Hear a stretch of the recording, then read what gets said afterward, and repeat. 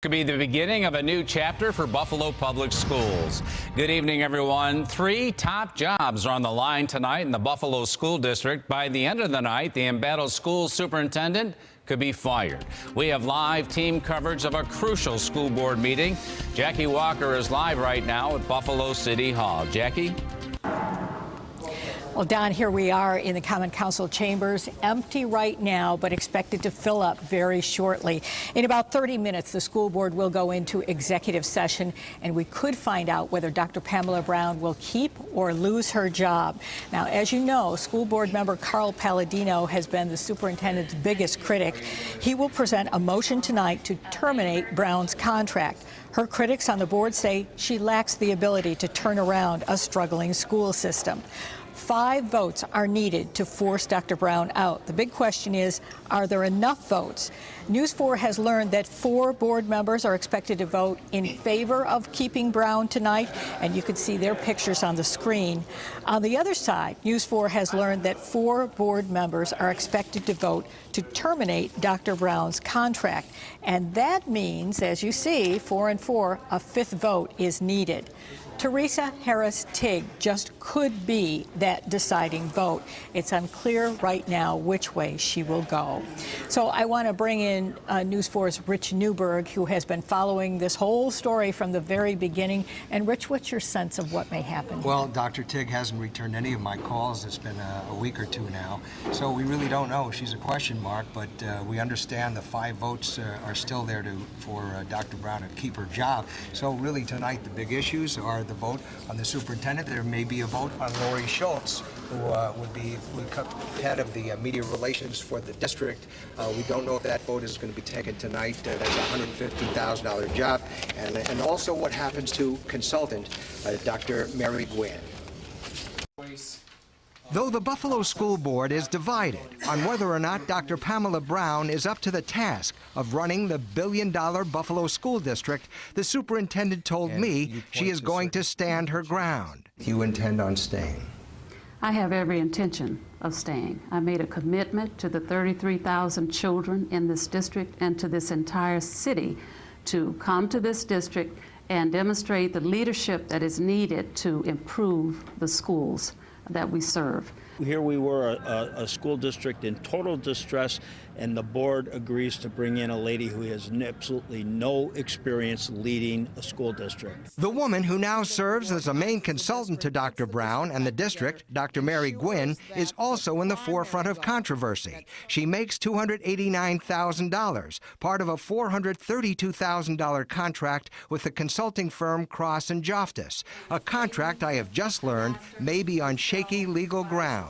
Dr. Gwynn has already raised questions about the power she wields. She went from being deputy superintendent to consultant, but was known to have continued to sign documents for the district over a period of time, and also played a key role in conducting meetings of the superintendent's cabinet.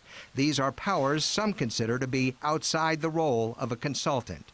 Do you think she's still deputy superintendent, just not in title?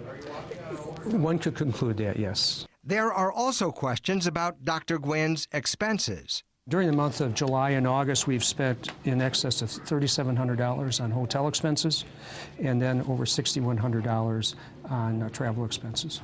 And finally, there is the question of Dr. Brown's attempt to hire Lori Schultz for $115,000 to head up public relations for the district. She would oversee Elena Calla, who currently handles media relations. But district hiring procedures were violated, according to informed sources. Her actions in trying to hire this lady are improper. And because of that, she has to now bring it to the board. Apparently, she went ahead and signed a contract, which she had no right to do. Now, Lori Schultz's job is not in the budget, and that's why the board may have to vote on that tonight. And we should point out about Lori, of course, that Lori worked with us at Channel 4 for many years.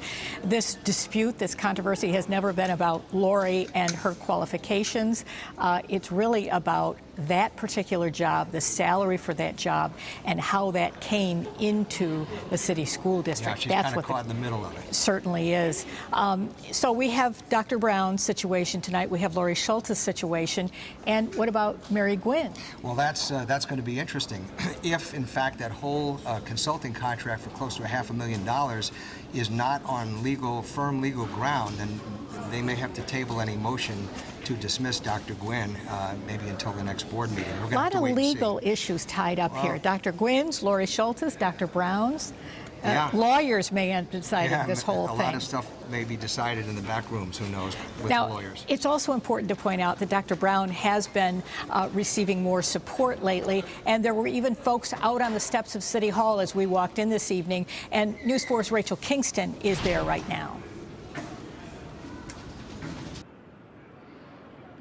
I'm just in front of the steps of City Hall, where, as you can see, a small but vocal group of supporters has gathered to show their confidence in Dr. Pamela Brown's ability to lead the Buffalo Public School District. They include members of the community organizations Build of Buffalo, Push Buffalo, and Women of Worth.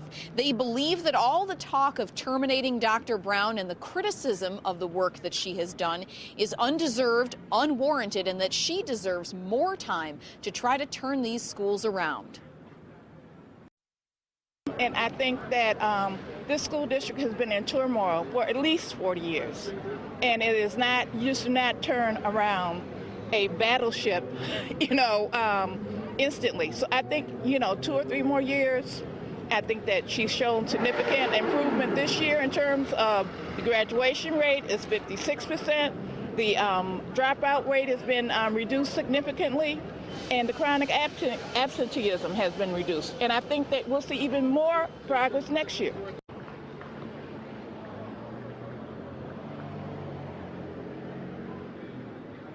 Now, once the school board meeting gets underway a little while from now, all of these people plan to go upstairs and sit in on the meeting. It should make for a very interesting night.